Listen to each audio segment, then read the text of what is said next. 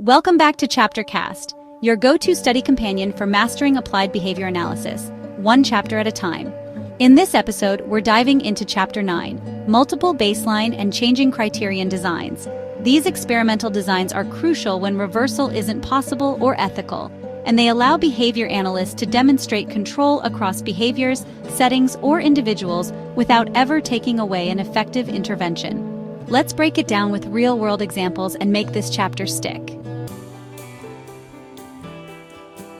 Applied behavior analysis, ABA, is a scientific approach that uses principles of learning to change socially significant behavior. At its core, ABA focuses on the objective measurement of observable actions and what people do and say, so decisions are always data-driven. The goal is to improve lives by increasing helpful behaviors and reducing those that are harmful or interfere with independence. ABA is grounded in decades of research, tracing back to B.F. Skinner and the philosophy of behaviorism. Key principles include reinforcement, punishment, extinction, and stimulus control, tools for shaping behavior. By systematically applying these principles, ABA professionals design interventions tailored to individual needs, always relying on empirical evidence. A defining feature of ABA is its commitment to demonstrating that an intervention, not chance, caused a behavior change. This is achieved through rigorous single-subject research designs, which allow for systematic introduction and withdrawal of interventions while continuously measuring outcomes.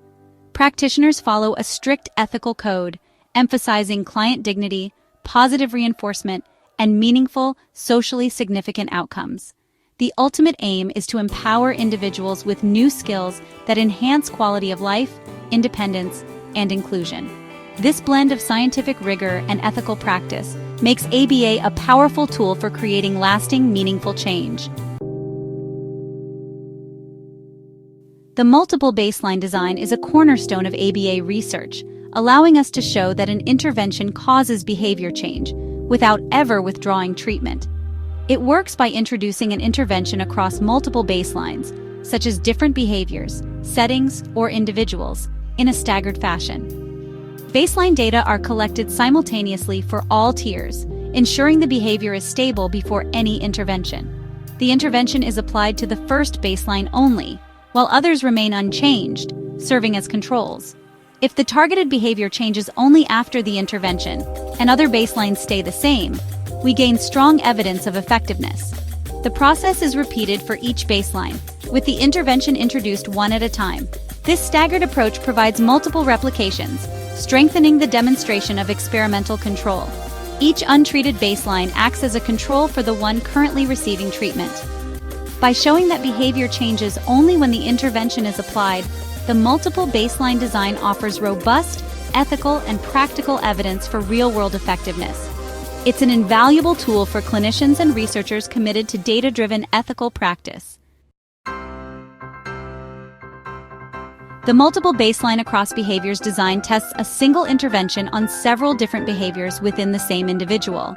Each behavior is measured during baseline, ensuring they're functionally independent, so changing one doesn't affect the others. For example, a student's math, spelling, and reading skills are tracked. The intervention is introduced for math first, while spelling and reading remain unchanged. If only math improves, it suggests the intervention is effective for that specific behavior.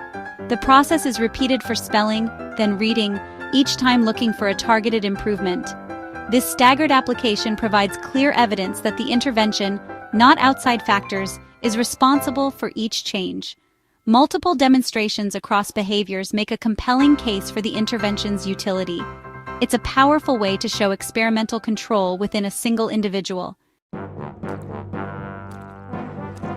The multiple baseline across settings design evaluates an intervention's effect on a single behavior across different environments.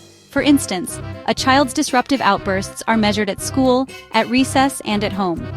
Baseline data are collected in all settings until stable, then the intervention is introduced in just one, say, the classroom. If outbursts decrease only in the classroom, while remaining unchanged elsewhere, it points to the intervention's effectiveness. The process is repeated in each new setting, looking for the same pattern. This design demonstrates that behavior change is tied to the intervention, not to unrelated factors in the environment. It's essential for promoting generalization of skills across real-life contexts. The multiple baseline across subjects design tests an intervention's effect on the same behavior in different individuals. For example, 3 students struggling to initiate conversations are observed during baseline. The intervention is introduced to student A first. If only their behavior improves, it suggests the intervention is effective. The process is repeated for students B and C, each time looking for a change only after the intervention is applied. This staggered approach controls for outside influences and demonstrates the intervention's generalizability. It's a common, practical way to show that a strategy works for more than one person. The design provides strong evidence for reliable, individualized behavior change. Sometimes practical constraints prevent simultaneous baseline data collection across all tiers in a multiple baseline design. The delayed multiple baseline design allows new baselines, behaviors, settings, or subjects to be added after the study begins, as long as baseline data are collected before intervention. For example, if a new student joins a social skills program mid-study, they can be added as a new tier, with baseline data collected before intervention. The non-concurrent multiple baseline or multiple probe design is used when continuous baseline measurement isn't feasible. Instead, intermittent probes are conducted before each intervention phase, ensuring the behavior remains unchanged until treatment. This approach is useful when frequent measurement could alter the behavior or is impractical. For instance, in teaching a complex skill, probes are taken before each new intervention phase, rather than continuous measurement. Both variations maintain the core logic behavior changes only after intervention, not before. These adaptations make the multiple baseline design flexible and practical for real-world settings. They preserve scientific rigor while accommodating the unpredictable nature of applied work. The changing criterion design evaluates an intervention by showing that behavior changes in stepwise increments to match preset goals. It's ideal for behaviors that need to be gradually increased or decreased, like exercise duration or reducing cigarettes smoked. After a stable baseline, a first criterion is set just above or below baseline performance.